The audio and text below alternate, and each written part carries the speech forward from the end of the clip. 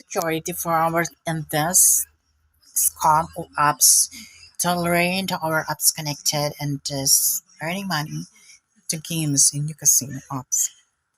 So when you're in the Philippines, it's more problem. So what do you see as some registration and further security and your apps downloaded for problem because it's a lot.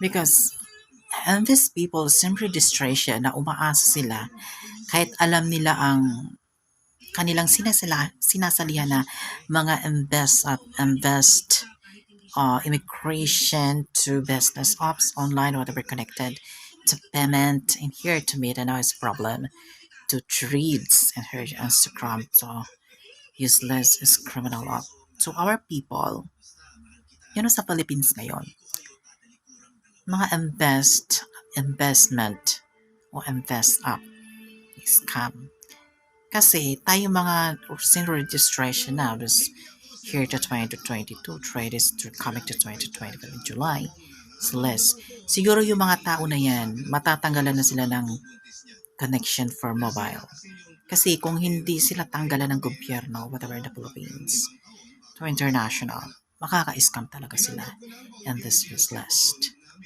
kasi tayo yung mga SIM registration umaasa tayo kahit gumawa tayo ng online apps, earning money, kumita tayo, whatever, TikTok, Bigo, Instagram, all that yan, may payment for app downloaded, for apps, na iba nagbabayad, nagpo-post, nagbabayad sila on apps o gamit ang kanilang card. Pero yung mga taong walang apps o mga taong hindi kaya magbayad gamit ang mobile, laptop, whatever, tablet, to skip. Kaya nagkakagamit sila ng apps na libre.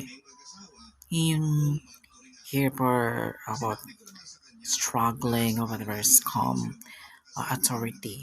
Ngayon, kung totoo talaga yung SIM registration na yan, because wala nang lumalabas sa text message before the 2015 and they're here the 2023 because World War III is all happened to the world just empty the problem but people strong and money earning money living, money competition. Nagpapayaman ang tao ngayon kahit end of the world na. Kahit World War III na. Hindi nila naiisip yon kahit mag-impact sila ng kayamanan, destroying the world or government letter possessed and sick and religion or whatever ministry in the world so here. Yun, ngayon, kasi ako wala naman ako sinasalihan mga apps na yan. I don't know that about the apps online money living. At Personet, for all the signs to my YouTube posted for the body about this post. Ang aking YouTube channel, something not a million views. Hindi naman ako nagmi-million views eh. At bakit ako nagpapapayad sa YouTube? I don't think so about the YouTube money. Whatever the apps.